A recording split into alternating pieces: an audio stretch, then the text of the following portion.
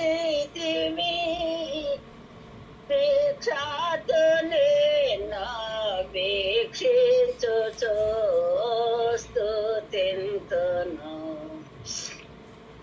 నా ప్రాణ ప్రియుడా యేసు రాజా అర్పింతును నా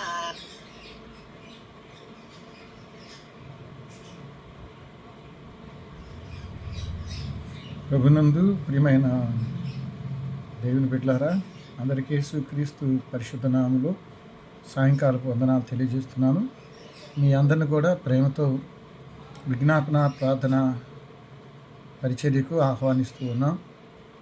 మరి ప్రతి శుక్రవారం సాయంత్రం మనం అనేక అంశాల మీద సువార్త కోసం, సార్వత్రిక సంఘం కోసం, హింసపడుతున్నవారు, ఉగ్రవాదుల దాడిలో దెబ్బతిన్నవారు, అనేక దేశాల్లో ఉన్నటువంటి సువార్త పరిచర్యలో ఆటంకాలు, మరి అనేక చోట్ల సేవకులు పడుతున్న భయంకరమైనటువంటి క్రూర హింస గురించి దేవునికి మొరపెట్టడానికి, సువార్త అందకుండా అడ్డుపడుతున్న దేశాల గురించి, నిలువెచ్చగా ఉన్న సంఘాల గురించి, నామకార్థ సేవ గురించి దేవుని శక్తివంతమైన బలమైన హస్తాలకు అప్పచెబుతూ ప్రతి శుక్రవారం మనం ప్రార్థన పెట్టుకున్నాం. మరి ఈ రాత్రి మీ అందరినీ ప్రేమతో ఆహ్వానిస్తున్నాం. ఆంధ్ర క్రైస్తవ కీర్తనలో నుండి యెహోవా గద్దె ముందట జనములారా మృక్కుడి, ఈ రివల్ ఫామ్లో 28వ కీర్తన, ఆంధ్ర క్రైస్తవ కీర్తనలో 33వ కీర్తన పాడుకొని ఆరాధన క్రమాన్ని క్లుప్తంగా జరిగించుకుందాం.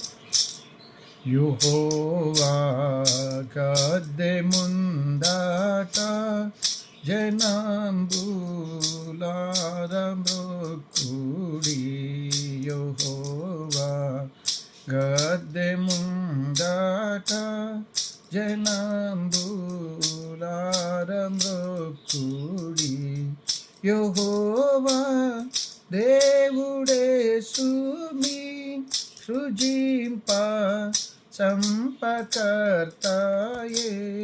సృజింప చంపకర్తాయే,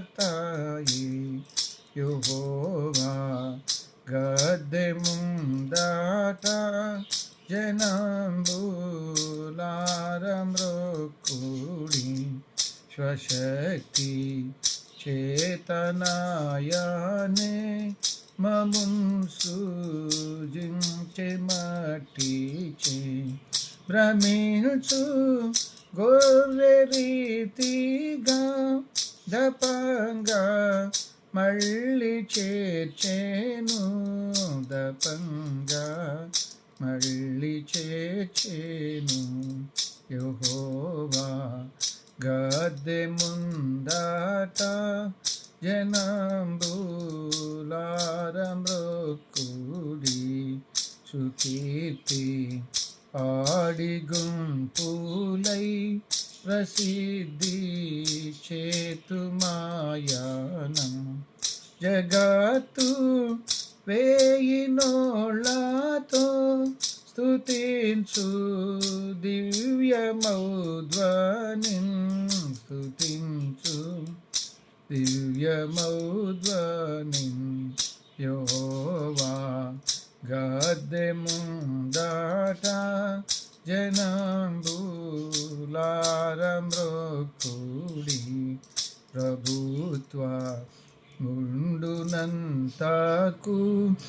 అగుని ప్రేమ నిత్యము, చిరంబు నీదు సత్యము వసించు నెల్ల కాలము, వసించు నెల్ల కాలము, యెహోవా గద్దె ముందట జనంబులారా మృక్కుడి.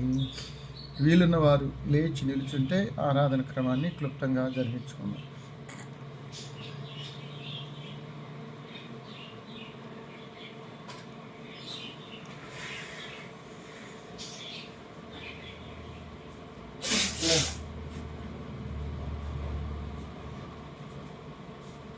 తండ్రి యొక్కయు కుమారుని యొక్కయు పరిశుద్ధాత్మ యొక్కయు నామమున ఆమె. ప్రభువా మమ్మును కనికరింపుము. క్రీస్తు మమ్మను కనికరింపును, ప్రభువా మమ్మను కనికరింపును. అందరం కలిసి అపోస్తుల విశ్వాస ప్రమాణాన్ని ఒప్పుకున్నాం. భూమి ఆకాశంలో చెందించిన సర్వశక్తి గల తండ్రి అయిన దేవుణ్ణి నమ్ముచున్నాను. ఆయన ఏక కుమారుడు మన ప్రభు అయిన యేసుక్రీస్తును నమ్ముచున్నాను. పరిశుద్ధాత్మ వల్ల గర్భమును ధరింపబడి కన్య అయిన మరియకు పుట్టి పొంది పిలాత అధికారం కింద శ్రమపడి సిలువ వేయబడి చనిపోయి సమాధి చేయబడినని, అదృశ్యలోకంలోనికి దిగినని, చనిపోయిన వారిలో నుండి మూడో దినం లేచి పరలోకమునకెక్కి సర్వశక్తి గల తండ్రి అయిన దేవుని కుడి చేతి వైపున కూర్చుండి ఉన్నాడని, సజీవులకును మృతులకును తీర్పు చేయటం పక్క నుండి వచ్చిన నేను నమ్ముతున్నాను. పరిశుద్ధాత్మ నమ్ముతున్నాను. పరిశుద్ధ క్రైస్తవ సంఘము, పరిశుద్ధుల సహవాసము, పాప క్షమాపణ, శరీర పునరుద్ధానము, నిత్య జీవము ఉన్నవని నమ్ముతున్నాను.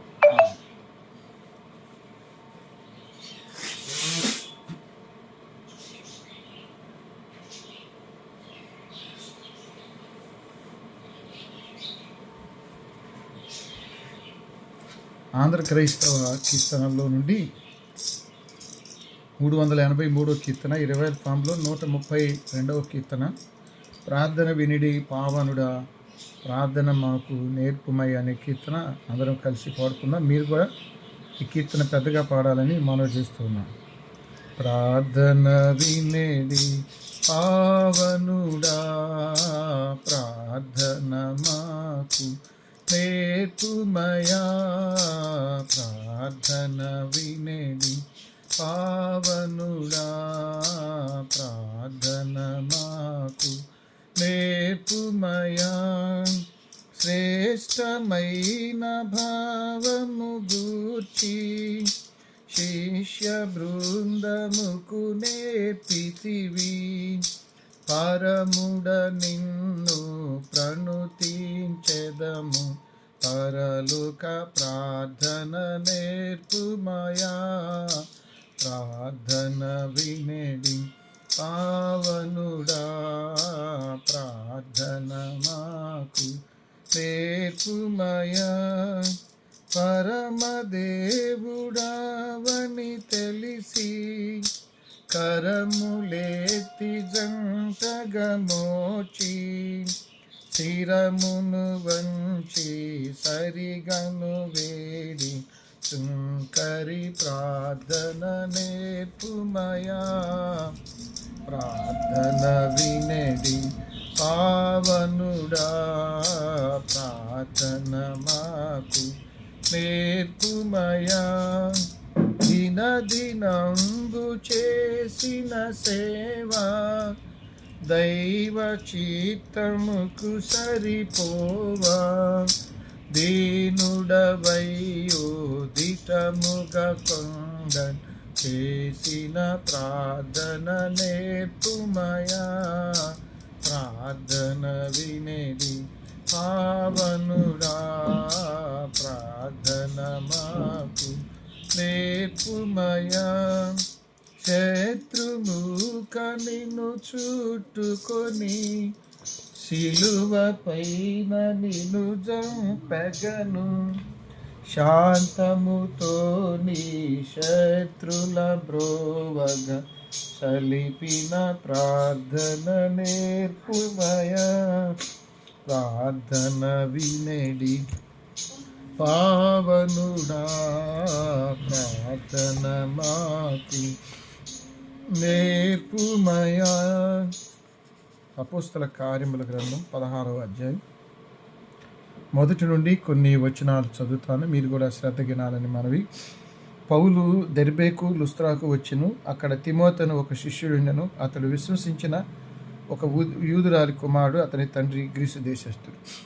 ప్రార్థించుకుందాం. మా ఆశ్రయ దుర్గమ, మా విమోచకుడా, పరిశుద్ధుడా, నా నోటి మాటలు మా అందరి హృదయ ధ్యానములు నీ దృష్టికి అంగీకారంగా చేయమని, ఈ వాక్య అధ్యయన ఆశీర్వాదాలు బిడ్డలు పొందినట్లుగా అపాత్రని అయోగ్యుడు నాకు మాట్లాడే శక్తినిమ్మని, వినగలిగే చెవి, గ్రహించగలిగే మనసు, హృదయంలో ఫలించే కృపనిమ్మని ప్రభునామంలో ప్రార్థిస్తున్నాం తండ్రి. ఆమేన్. ప్రభునందు ప్రియమైన వారులారా, అందరికీ సాయంకాలపు వందనాలు. క్రీస్తు కుటుంబ సభ్యుల పక్షాన మీకు తెలియజేస్తున్నాం. దేవుడు మనకు మరొక నూతన సాయంత్రాన్ని మనకు దయచేసి ఆయన పాద సన్నిధిలో గడపడానికి, ఆయనకు ప్రియమైన బిడ్డలుగా ఈ ప్రార్థన పరిచర్యలు కొనసాగటానికి దేవుడు మనకిచ్చిన అనుకూలతను బట్టి స్తోత్రాలు చెల్లిస్తున్నాం.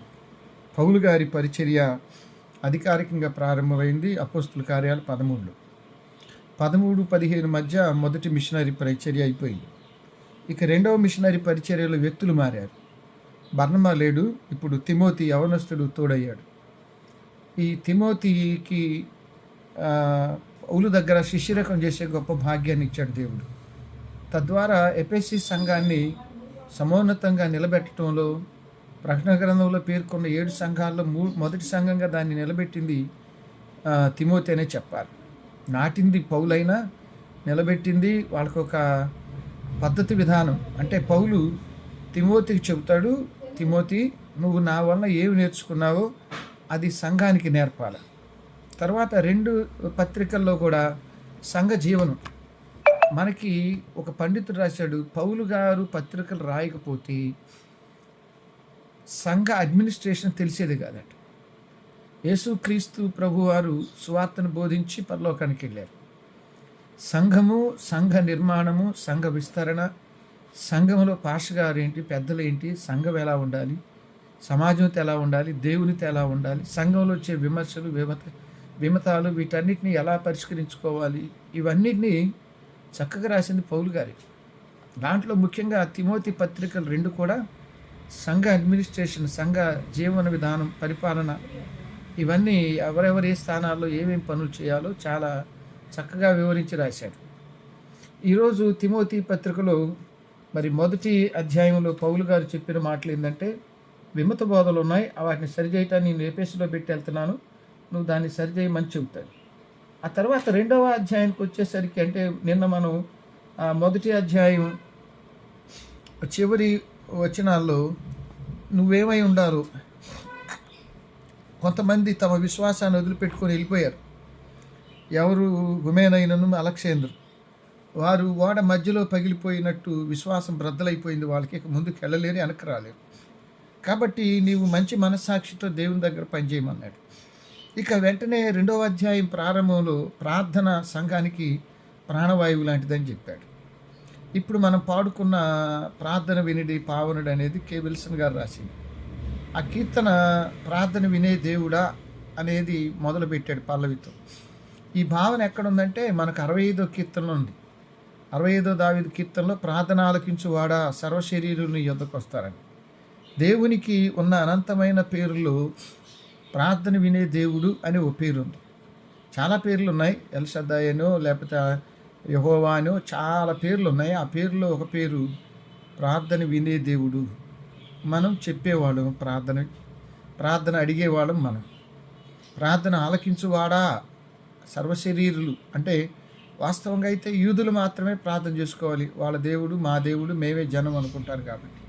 కానీ అక్కడ విశాల భావంతో ఆలకించువాడా సర్వశరీరులు అందరూ నీ యొద్దకు వస్తారు ప్రార్థన కోసం. ఈనాడు కోటాను కోట్ల మంది ప్రార్థన చేస్తూనే ఉన్నారు. ప్రపంచ నలుమూలన కోట్ల మంది ప్రార్థన చేస్తున్నారు. దేవుడు ఎప్పుడు ఇసుకోలేదు, ప్రార్థన సమయాలు ఏం చెప్పలేదు, ఇవాళ అయిపోయినాయి రేపు అని చెప్పలేదు. ప్రభునందు ప్రియమైన వాళ్ళారా, దేవుడికి ఉన్న లక్షణం ఏంటంటే వినటం. మనం ఏదన్నా సమస్యల్లో ఎవరి దగ్గరికైనా సహాయం కోసం వెళ్ళినప్పుడు మన బాధ అంతా చెప్పుకోవాలనుకుంటాం. వాళ్ళు ఇసుక్కోకుండా ఉంటే చెప్తాం. దేవుడు కోట్ల మంది తమ బాధలు, అవసరాలు, కొరతలు ఎన్నో చెప్తూ ఉంటారు. ఏనాడు ఆయన నిరాకరించి కానీ ఎవరి ప్రార్థన త్రోసివేసినట్టుగా కానీ లేదు. కాబట్టి ప్రార్థన ఆలకించే దేవుడు ఆయన, ప్రార్థించేవారు మనం. మనకి మొదటి రాజుల గ్రంథంలోను 2వ దినవృత్తాంతాల గ్రంథంలో సొలొమోను గురించి కొంత ప్రస్తావన ఉంది. సొలొమోను 3వ అధ్యాయం మొదటి రాజుల గ్రంథంలో గిబియోను వెళ్ళి బలులు అర్పించి ఆ గిబియోను దగ్గరే నిద్రపోతే దేవుడు స్వప్నమందు సొలొమోను కనబడి నేను నీకేమి ఇవ్వాలని కోరుకుంటున్నావు అంటాడు. అది మొదటి రాజుల గ్రంథం 3వ అధ్యాయంలో 281వ పేజీలో. అప్పుడు ఆయన అంటాడు, వివేకం కలిగిన హృదయం నాకిమ్మని అడుగుతాడు. వివేకం కలిగిన హృదయం. మనమేమనుకుంటాం సహజంగా వివేకం అంటే ఏది చేయాలో ఏది చేయకూడదు. అక్కడ ఏమంటాడంటే ఈ జనులు, ఈ విస్తారమైన జనానికి న్యాయం తీర్చాలా, మంచి చెడ్డలు చేయాలా, న్యాయం తెచ్చాలంటే నాకు తెలియలేదు, కాబట్టి వివేకం కలిగిన హృదయం ఇవ్వమన్నాడు. అంటే ఇది మంచి చెడ్డలు. కానీ మీరు కొంచెం దినవృత్తాంతాల రెండవ గ్రంథంలో ఇంకొంచెం వివరణ ఉంటుంది. అదేమిటంటే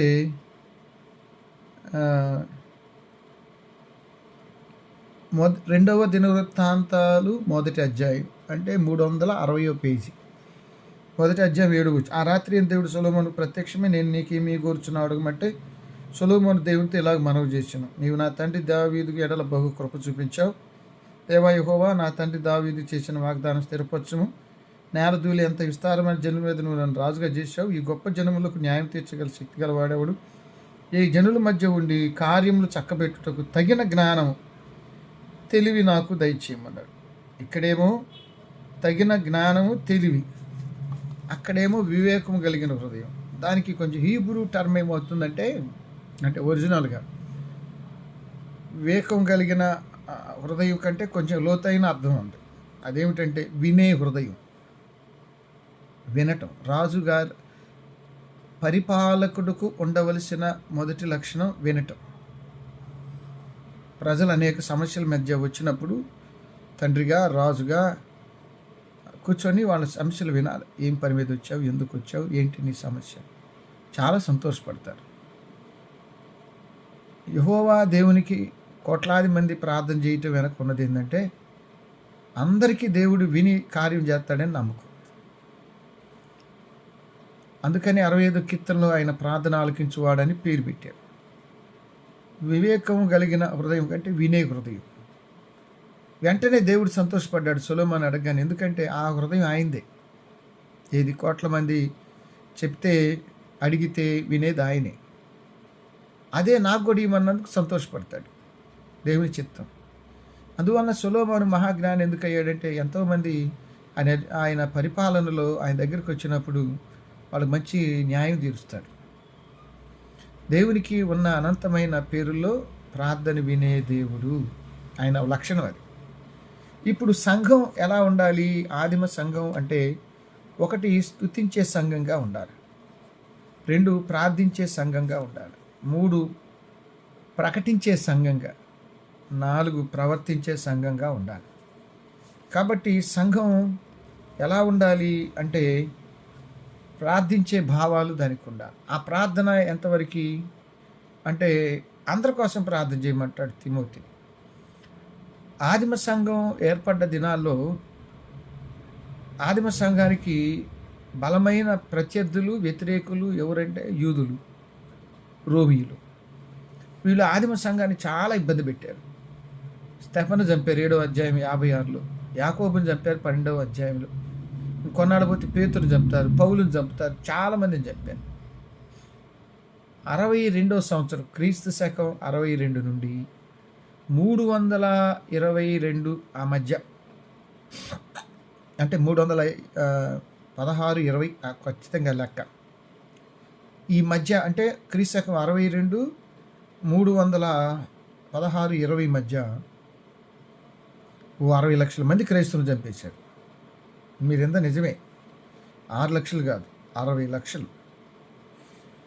అంతమందిని చంపుతున్న వాళ్ళ కోసం మన మనసులో ఏముంటుంది? కక్ష, కోపం, ద్వేషం. సంఘం నాశనం అవట్ల. సంఘానికి ఉన్న ఒక స్వభావంలో హింసించే వారి కొరకు ప్రార్థన చేయమన్నాడు, వారి మీద కక్ష తీర్చుకోవద్దన్నాడు. ఈనాడు ప్రపంచ నలుమూల క్రైస్తవులు చాలామంది ఉన్నారు, క్రైస్తవ దేశాలు ఉన్నాయి. ఎక్కడ కూడా ఈ దేశాలు క్రైస్తవులు హింసించిన వారి కోసం యుద్ధాలు చేయకూడదు. క్రైస్తవులు హింసించే నైజీరియా ఉంది, మరి అమెరికా, ఇంగ్లాండు వీళ్ళందరూ వెళ్ళారు యుద్ధాలకి. వెళ్ళకూడదు. వెళితే ఇంకా సిలువలో ప్రభు చెప్పిన క్షమాపణ ఏముంటుంది? సానుభూతి చెప్పవచ్చు, లేకపోతే వాళ్ళకి సపోర్ట్గా మాట్లాడవచ్చు, కానీ అలా ఉండదు. యుద్ధాలు చేసి సువార్త బోధించడం లేదు. సువార్త బోధించి శత్రువుల గురించి కూడా ప్రార్థించడం ఉంది, కానీ అలా లేదు. కాబట్టి క్రైస్తవ సంఘానికి దేవుడిచ్చిన ఒక ఆదేశం ప్రార్థన. ఆ ప్రార్థన ఏమిటి? మనము సంపూర్ణ భక్తి మాన్యత కలిగి నెమ్మదిగా బ్రతకాలంటే, సుఖంగా బ్రతకాలంటే రాజుల కొరకు, అధికారుల కొరకు విజ్ఞాపనలు, ప్రార్థనలు, యాచనలు, కృతజ్ఞతాస్తుతులు చెల్లించాలి. దీంట్లో విజ్ఞాపన 2, ప్రార్థన 3, యాచన, కృతజ్ఞతలు దేనికదే. ప్రార్థనకు విజ్ఞాపన వెన్నెముక లాంటిది. యాచించటం చాలా మన పురుషోత్తమ చౌదరి పాటల్లో కనపడుతుంది. దిక్కిక నీవే చక్కగా రావే, మిక్కిలి మ్రొక్కుదు మ్రొక్కుదు మ్రొక్కుదు, దిక్కులేని వాడనో ప్రభు, మొక్కిని సేవ చేతునో ప్రభు, త్రాహిమాం క్రీస్తునాథ దయచూడా రావి. నేను దేహి అడుక్కోవడం, భిక్షాటం చేసినట్టే ఉంది. అది యాచనలు, ప్రార్థనల్లో అడగటం, విజ్ఞాపన చేయటం, యాచించటం, బతివులాడుకోవటం, చాలా పద్ధతులు ఉన్నాయి. భక్తి తీవ్రతను బట్టి కొంతమంది ఎంతగానో గోజాడతారు ప్రార్థనలో, పట్టుదలతో, భక్తితో, విశ్వాసంతో, వినేయటం. సంఘస్థుల కోసం, సంఘంలో ఉన్న వారి కోసం, సువార్త కోసం, ప్రపంచ పరిచర్య కోసం ప్రార్థించటం ఒక భావన. కానీ రాజులు, అధికారులు ఎవరు వాళ్ళు? ఇటు యూదాలో ఉన్న రాజులు కానీ, అటు రోమా సామ్రాజ్యం కానీ క్రైస్తవులు పూర్తి వ్యతిరేకం. వాళ్ళ కోసం ప్రార్థన చేయాలి. ఏమని చేయాలా? అయ్యా వాళ్ళు మమ్మల్ని చంపుతున్నారు, హింసిస్తున్నారు, వాళ్ళని నాశనం చేయ అనే కాదు, వాళ్ళని దీవించయ్యా అని చేయాలి. కొండమే మరి యేసుప్రభు శిలువలో, తండ్రి వీరేమి చేయించున్నారో వీరెరుగురు కనిపై వీరిని క్షమించున్నారు. యేసుప్రభు తర్వాత తొలి హతసాక్షి అయినటువంటి స్తెఫను కూడా తనను రాళ్లతో కొట్టి చంపే వాళ్ళని నాశనం చేయమనలేదు, కానీ 7వ అధ్యాయంలో ఈ పాపం వారి మీద మోపొద్దని ఆయన మోకాళ్ళుని ప్రార్థన చేస్తాడు, రాళ్లతో కొట్టేవారిని. 7వ అధ్యాయంలో ఈ వివరణ ఉంటుంది మీకు. 7వ అధ్యాయంలో 56 నుండి కింద వచనాల్లో నేను చదువుతున్నాను, మీరు కూడా చూడండి. పట్టణ వెలుపలికి 58వ వచనంలో వెళ్ళగొట్టారు. సౌలు దగ్గర వస్త్రాలు పెట్టారు. ప్రభు గూర్చి మొరపెడుచు, యేసుప్రభ నా ఆత్మని చేర్చుకొనుము, స్తెఫను పలుకుచుండగా వారు రాళ్లతో కొట్టి అతడు మోకాళ్ళుని, ప్రభు ఈ వారి మీద ఈ పాపము మోపకూడదు. రాళ్లతో కొట్టి చంపేస్తున్న వాళ్ళ మీద పాపం మోపకపోతే ఎవరి మీద మోపాలి? ఆయన చావు కారణం ప్రత్యేకంగా ఆయన చూస్తున్నాడు. రాళ్లతో కొట్టి చంపటం తెలియకుండా జరిగింది కాదు, హత్య. సిలువలో ప్రభువుని చంపుతున్న రోమా సైనికులు, ప్రేరేపించిన యోధా మత పెద్దలు, పరిచయులు ఆయన హేళన చేస్తూ అవమానపరుస్తుంటే, తండ్రి వీరేమి చేయించున్నారో వీళ్ళకి తెలియదు అంట. ఎందుకు తెలీదు? తెలుసు, కానీ నేను దైవ కుమారుడినని వాళ్ళు తెలుసుకోలేదు పూర్తిగా. ప్రభునందు ప్రియమైన దేవుని బిడ్డలారా, ఆదిమ సంఘం యొక్క లక్షణం విరోధుల కొరకు విజ్ఞాపన. ఈ పదం విన్నారా? వాళ్ళు విధేయులు కాదు, విరోధుల కొరకైన విజ్ఞాపన, వ్యతిరేకులు కోసం విజ్ఞాపన. వాళ్ళు మరి మణిపూర్ సంఘటన మొన్నే మనం చూశాం. దారుణంగా స్త్రీలను వివస్థలు చేసి చంపారు. గ్రాహం స్టెయిన్స్ నీ పిల్లల్ని చంపినప్పుడు నాకు చాలా, అందరికి వచ్చింది కోపం, దాంట్లో నాకు కోపం వచ్చింది. ఆవిడ క్షమించటం నాకు ఎందుకో అప్పుడు నచ్చల. పాస్టర్ గారు నయ్యినా కానీ కోపం చాలా తారాస్థాయిలో ఉంది. 25 సంవత్సరాలు వెనక. ఎందుకు ఈ మాట చెబుతున్నానంటే, ఆవిడలో యేసుప్రభు కనపడింది నిజంగా. భర్తని పిల్లలు దారుణంగా చంపినాడు. ఏ తగాదుల వివాదాలు ఉన్నాయి వాళ్ళకి అకారణంగా. మనం క్రీస్తు స్వరూప స్వభావాల్లోకి రావటమే క్రైస్తవ్యం. నేను యేసుప్రభులాగా వేషం వేసుకుంటే క్రైస్తవు యేసుప్రభుని కాదు. యేసుప్రభు గురించి మాట్లాడితే కూడా యేసుప్రభుని కాదు. ఆయన స్వరూప స్వభావాలను సంతరించుకుంటేనే సంఘం ఆ స్థితికి వెళ్తే క్రీస్తు మనలో కనపడతాడు. యేసులో దేవుడు కనపడ్డాడంట కుడిపక్క దొంగకి. అది మాచిలామణి గారు అద్భుతంగా రాస్తాడు. ప్రభు యేసుని వదనములో నా దేవుడు కనిపించే, వాడికే కనపడ్డాడు. ఎడపక్క దొంగ కనపడలేదు, ఇద్దరికి జాయింట్గా దొంగతనాలు చేశారు. పాపాత్ముల బ్రోచుటకై కృపలొలికిన కలువరిలో పరలోకముకై చిరజీవముకై ప్రార్థించెను నా హృదయం. ప్రభు యేసుని వదనములో నా దేవుడు కనిపించే. కుడి ప్రక్క అనుభవం, దొంగ అనుభవం ఏంటంటే యేసు ప్రభువులో దేవుడు కనపడ్డాడు. ఈ విశ్వాస జీవితంలో చాలాసార్లు భక్తులు కోపం వచ్చినా, ఆవేశం వచ్చినా మనల్ని మనం తమాయించుకొని చాలాసార్లు క్షమిస్తూ ఉంటాం. పక్క ఆఫీసులో ఉన్నవారిను, ఎదురుగా ఉన్నవాళ్ళు, ఇంట్లో వాళ్ళను, అత్తలో కోడళ్ళు, మనల్ని హింసించే వారిను చాలాసార్లు మనం క్షమిస్తూనే ఉంటాం. ప్రభువే చెప్పాడు, మీరు ప్రార్థన చేయనప్పుడల్లా వారిని క్షమించండి. కాబట్టి ఆదిమ సంఘం యొక్క లక్షణాల్లో ఒకటి స్తుతించే సంఘం, రెండు ప్రార్థించే సంఘం. ఆ ప్రార్థన ఎంత దూరం వెళ్ళాలి అంటే రాజులు, అధికారులు విజ్ఞాపనలు, ప్రార్థనలు, కృతజ్ఞతలు చేయాలి. ఇది మంచిదియు మన రక్షకుడగు దేవుని దృష్టికి అనుకూలమైనది. ఇంకేం చెప్తాం? దేవునికి అనుకూలమైంది చేయటమే. ఇంకా మనం దానికాడ ఎందుకు అనుకూలం ఏంటి ఆ లెక్కలు లేవు. కాబట్టి ప్రార్థన చేయటం అనేది దేవునికే అనుకూలం. రెండు, మనము నెమ్మదిగా సుఖంగా బతుకుతామని చెప్పాడు. అక్కడ రాశాడు కదా, నెమ్మదిగాను మనము సంపూర్ణ భక్తియు మాన్యతయు కలిగి నెమ్మదిగా సుఖంగా బ్రతుకుతాం. ప్రార్థనలో ఉంటే శారీరకంగా, మానసికంగా ఎన్ని ఉద్రేకాలు తగ్గుతాయో. ప్రార్థన జీవితం అంటే ఏదో కళ్ళు మూసుకొని డబ్బని మాట్లాడటం కాదు. 204, 210 అనకూడదు. ప్రార్థన జీవితంలో మనసుని, శరీరాన్ని, హృదయాన్ని మొత్తం కంట్రోల్లో పెట్టి సర్వోన్నతుడైన దేవునితో మాట్లాడటం. ఆయన మనమే, ఇంకంతే. ఆ మాట్లాడే క్రమం అంతా ఆయన చిత్తానికి లోనై, ఆ ప్రార్థనలో రిజల్ట్స్ ఏవైనా ఆయన అనుకూలంగా చెప్పని, ప్రతికూలంగా చెప్పని, నేను ఉబే అవుతానని చెప్పటం. చాలా ఉన్నతమైన అనుభవాలు ప్రార్థనలో. మనకు కావాల్సింది చెప్పటం కాదు, మనం ఎలా ఉండాలని దేవుడు కోరుకుంటున్నాడో అలాగ ఉండటానికి తీర్మానమే ప్రార్థన. ప్రార్థనా పరులు చాలా ఓర్పుమంతులు అవుతారండి. నిజమేనే చెప్పేది. యేసు ప్రభు గెత్సెమనే వనంలో రోజంతా ప్రార్థన చేయబట్టి ఆనాడు యోధా మత పెద్దల్ని, ఆ సమాజంలో వచ్చిన ఎన్నో ఎదుర్కొన్నాడు. దానియేలు ప్రార్థనాపరుడు కాబట్టి కుట్ర చేసేవాళ్ళు ఉన్నారు ఆయన పక్కనే.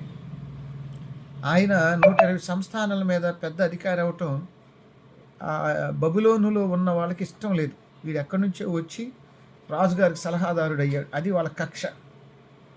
కాబట్టి సింహాల బోన్లోకి నెట్టారు, తేలిగ్గా ఆలోచన చేసి కుట్రబన్ని. కానీ దానియేలు ప్రార్థనా జీవితం ముందు వాళ్ళు కుట్రలు నిలవలేదు, సింహాలు కూడా మౌనంగాను. ప్రార్థనా పరులకి దేవుడిచ్చిన వరం ఏంటంటే వాళ్ళు ప్రార్థించకుండా ఉండలేదు. ప్రార్థనా పరులకి సహనం ఎక్కువ. ఉద్రేకాలన్నీ, ఆవేశాలన్నీ, చాలా కోపంగా ప్రార్థన మొదలుపెట్టినా ప్రార్థన పూర్తయ్యే వరకు మన ఆవేశాలు పోతాయి, మన కోరికలు పోతాయి, మన ఇష్టాలు పోతాయి. చివరిలో నీ చిత్తమేనయ్యా అంటాం. ప్రభునందు ప్రియమైన దేవుని బిడ్డలారా, ఆదిమ సంఘానికి దేవుడిచ్చిన ఒక బాధ్యత ఏంటంటే ప్రార్థన. ప్రార్థన లేని వ్యక్తులు ఎలాంటి వాళ్ళు? ప్రాణం లేని వ్యక్తులు లాంటి వాళ్ళు. ప్రాణం లేని దేహం పారేసుకోవటానికి ప్రార్థన లేని విశ్వాసి పనికిరాడు దేవుని దగ్గర. మీరు చాలా గొప్ప స్టేట్మెంట్ సమూయేలు ఇస్తాడు. బైబిల్ గ్రంథం అంతట్లో ప్రార్థన గురించి ఉన్నతమైన భావాలు వ్యక్తం చేసిన వ్యక్తి సమూయేలు. వాస్తవంగా బైబిల్లో అంటే దానియేలు కంటే ముందు రాసిన కీర్తనలు అవి. దానియేలు కూడా గొప్ప ప్రార్థనా పరుడే. దానియేలు కంటే ముందు రాసిన కీర్తనలో సమూయేలు ఒక్కడే ప్రార్థనా పరుడని రాశారు. ఆ పక్కనే మోషే, అహరోన్ పేర్లు రాశారు. నాకు తెలిసి అహరోన్ మంచి ప్రార్థనా పరుడు అవ్వాల, ఎందుకంటే యాజకుడు కదా, తొలి యాజకుడు కదా, తర్వాత వచ్చినోడు కదా సమూయేలు. సమూయేలు ఎప్పుడో తర్వాత వచ్చినోడు. కానీ అక్కడ రాసింది ఏంటంటే, ప్రభునందు ప్రియమైన వారలారా, దానియేలు సమూయేలు ప్రార్థనాపరుడు. సమూయేలు ప్రార్థనాపరుడు అని రాశాడు. అందుకంటే మనకి ఇంకేం వినాలి?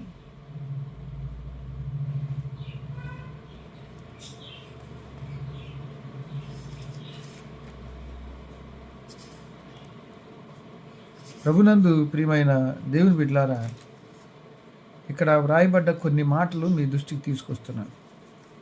అదేమిటంటే, దావీదు కీర్తనల గ్రంథంలో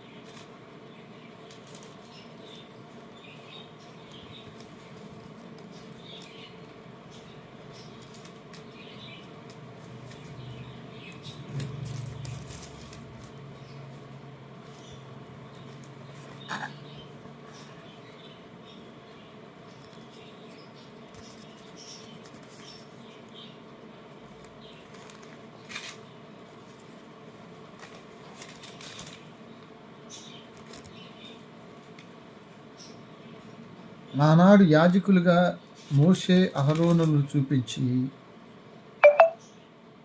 అటు తరువాత వారిలో ప్రార్థన చేయు వారిలో సమూయేలు ఉండెను అని వ్రాయబడి ఉంటుంది. అంటే ప్రభునందు ప్రియమైన వారలారా, సమూయేలు ప్రార్థనా జీవితాన్ని ఇక్కడ ప్రస్తావిస్తూ ఉన్నాడు. ప్రభునందు ప్రియమైన వారలారా,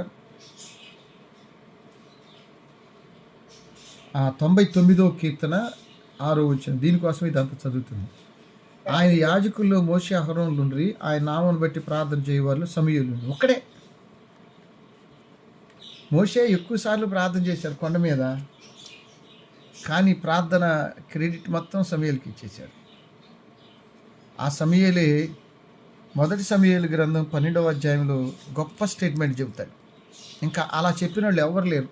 ఏది పాత నిబంధనలో, కొత్త నిబంధనలో ప్రార్థన గురించి అంత ఉన్నతంగా చెప్పిన వాళ్ళు ఎవరు లేరు.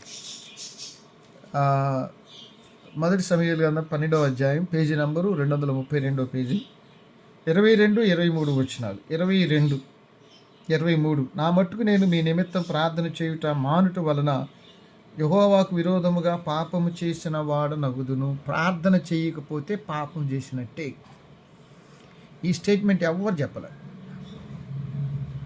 మనం ఏం చేసుకుంటాం? ప్రార్థన చేయకపోతే శోధనలో పడతామనే భయం. ప్రార్థన చేయకపోతే శోధన వచ్చిందనే భయం తప్ప, ప్రార్థన చేయకపోతే లేనిపోయిన శోధనలో పడతాం. కానీ అసలు విషయం చెప్పాడు, పాపం చేసినట్టే. ఇప్పుడు ఎన్నిసార్లు మనం ప్రార్థన మానేస్తున్నాం, ఎన్నిసార్లు ప్రార్థన టైంలో వేరే పనులు పెట్టుకుంటున్నాం, ఎన్నిసార్లు మనం ప్రార్థన సమయాన్ని పక్కకు నెట్టేస్తున్నాం, ఎన్నిసార్లు పాపాలు చేసి ఉంటాం. యూదులు ప్రార్థన సమయం 9, 12, 3 గంటలు. ఆ టైంలో దేవాలయంలో బలి అర్పిస్తారు. దానియేలుకి ప్రార్థనా సమయం పాటించటం ఖచ్చితంగా పాటించాడు. అందువలన దేవుడు కూడా దానియేలు మీదకి వచ్చిన సింహాల నోళ్ళు మూయించాడు దేవదూతల వల్ల. కాబట్టి సంఘ జీవితంలో ప్రార్థన అనేది చాలా చాలా చాలా ముఖ్యమైనది. మనం చాలా నిర్లక్ష్యం చేస్తాం, కానీ ప్రార్థన అంటే రోజు వినేది, మాట్లాడేది, చెప్పేదే. కానీ ప్రభునందు ప్రియమైన వారలారా, ప్రార్థనా జీవితం మనకి చాలా ప్రాముఖ్యమైంది. దాన్ని మనం ఎప్పుడు విస్మరించకూడదు. కాబట్టి ఆదిమ సంఘం ఇప్పుడు తిమోతికి రాసిన మొదటి పత్రిక 2వ అధ్యాయంలో విజ్ఞాపన చేయాలి. ఎందుకంటే ప్రార్థన వినే దేవుడు ఒక్కడే.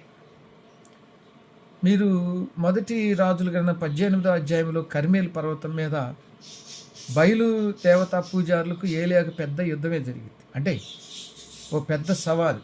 వాళ్ళకి బలిపీఠం ఇచ్చి ఒక ఎద్దును ముక్కలుగా చేసి బలిపీఠం మీద పెట్టి, మీ దేవుడిని పిలుచుకోండి సాయంత్రం దాకా అంటాడు. సాయంత్రం అస్తమయ నైవేద్యం అంటే 3 గంటల దాకా కేకలేస్తారు, అరుస్తారు.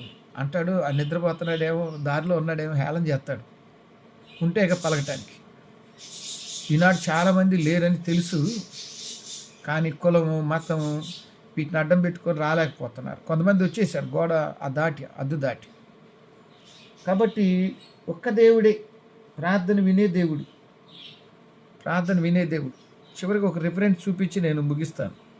అదేమిటంటే దశలోనిక సంఘానికి దేవుడు చెప్పిన మాట. మొదటి దశలోనిక పత్రిక 5వ అధ్యాయములో అంటాడు, ప్రతి విషయంలో కృతజ్ఞతాస్తుతులు చెల్లించుడి, ఎడతెగక ప్రార్థనకి మధ్యలో విరామం ఇవ్వబాకండి, ఎడతెగక ప్రార్థించండి. ఓ ప్రార్థన సుప్రార్థన అనే ఒక కీర్తన ఉంది, ఇంగ్లీష్ హిమ్. ఆ తెలుగులో ఓ ప్రార్థన సుప్రార్థన అని పాడతారు. దానిలో ఓ చరణం ఏంటంటే, నా ప్రాణమైన ప్రార్థన అంటే.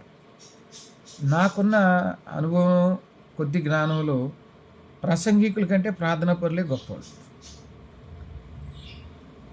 ప్రసంగం ఎవరైనా చేయగలరు, ప్రార్థన అందరూ చేయలేరు. అదేంటి పాస్టర్ గారు అంటున్నారేమో, నిజమేనే చెప్పేది. ఓ బోధకుడు చెప్పాడు, నేను అనర్గళంగా 6 గంటలు మాట్లాడతాను, అరగంట ప్రేయర్ చేయలేను. కాబట్టి ఓ మంచి బోధకుడు కావాలన్నా ప్రార్థనా పరుడై ఉండాలి.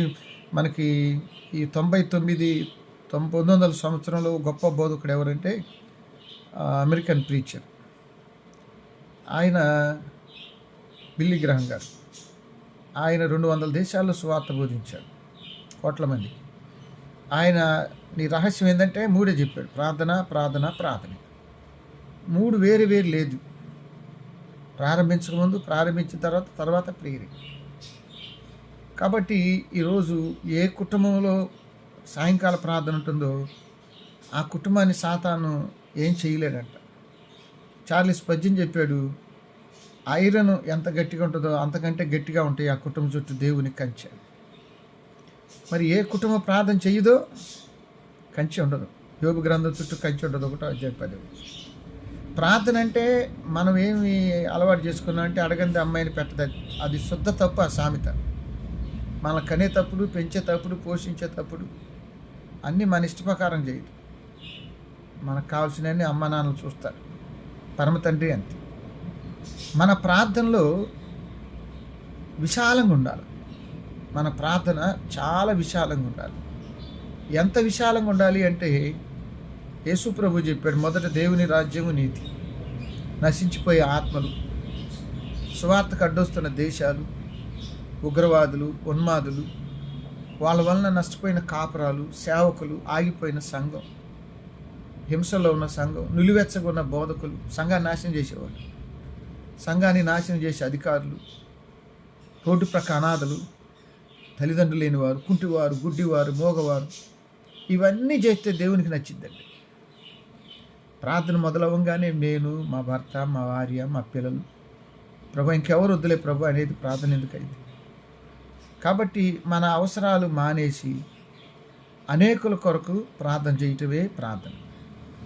నశించే ఆత్మల కొరకు, మరి దీనదశలో ఉన్నవారు, మరణ వ్యాధుల్లో ఉన్నవారు, తల్లిదండ్రులు లేని పిల్లలు, వికలాంగులు, ఇవన్నీ మనం ప్రార్థన చేయాలి. ఇలా ఎప్పుడైతే చేస్తామో ఆ ప్రార్థన దేవునికి నచ్చింది. మొదటి సువార్త. అందుకే చెప్పాడు, రాజులు, అధికారులు వీళ్ళు ఎందుకు చెప్పాడంటే, అలా రోమా సామ్రాజ్యం 320 దాకా క్రైస్తవుల్ని వేటాడి చాలామందిని చంపారు. కానీ వీళ్ళు వాళ్ళ గురించే ప్రార్థన చేసేసరికి ఏమైందంటే, 320 సంవత్సరానికి వచ్చేసరికి ఆనాడు రోమా సామ్రాజ్యాన్ని పరిపాలిస్తున్నటువంటి కాన్స్టాంటైన్, వాళ్ళ తల్లి హెలినా, వాళ్ళిద్దరు బాప్తిసం తీసుకొని క్రైస్తవ్యాన్ని అధికారిక మతంగా ప్రకటించారు. అక్కడ నుంచి క్యాథలిక్ చర్చ్, అప్పుడు దాకా ఉంది క్యాథలిక్ చర్చ్, RCM అయింది. అప్పుడు దాకా ఆర్ లేదు, ఉంది కథోలిక్ చర్చ్. అంటే రెండే కథోలిక్ చర్చ్, RCM. ఆర్ ఎందుకు వచ్చిందంటే కథోలిక్ మిషన్ కదా అది. RCM Catholic mission. అది కాస్త ఆర్ ఎందుకు వచ్చిందంటే రోమన్ ప్రభుత్వం, రోమన్ కథోలిక్ చర్చ్. కరెక్ట్. రోమా సామ్రాజ్యం మారిపోయి క్రైస్తవ్య బాధ్యత భుజాన్ని వేసుకొని ప్రపంచాన్ని సువార్త అందించడానికి డబ్బులు పంపారు, మనుషులు పంపారు, వాళ్ళే అధికారిక మతంగా చెప్పారు. కానీ దాని వెనక ఎన్ని కోట్ల మంది ప్రార్థనలు, 120 మంది కదా తొలి క్రైస్తవులు మేడగదిలో, ఈనాడు కోట్ల మంది అయ్యారు. ఎలా అయ్యారంటే ప్రార్థన. కాబట్టి ఈ రాత్రి వేళ మన జూమ్లో ఉన్నది కొద్ది మందా ఎక్కువ మందే కాదు, ప్రార్థించే మనసు ఉన్నవారు, మీకు వందనాలు. కాబట్టి ఈ సమయాన్ని మీకు అప్పగిస్తున్నాను. దేవుడు ఈ కొద్ది మాటలను మరియు మీ విజ్ఞాపన ప్రార్థనలన్నీ సఫలం చేయనుగాక.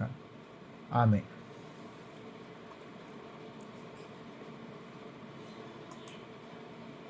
సుమని గారు వాళ్ళ రానన్నారు సుహాసిని గారు. Aunty join అవుతున్నారంట. కృష్ణపర్ గారు కూడా సార్. సరే, ఉన్నవారితో కానీ చెప్తారు సార్ పేర్లు, నేను చెప్పాను. మీరే చెప్పండి, డ్యూటీ మీదే.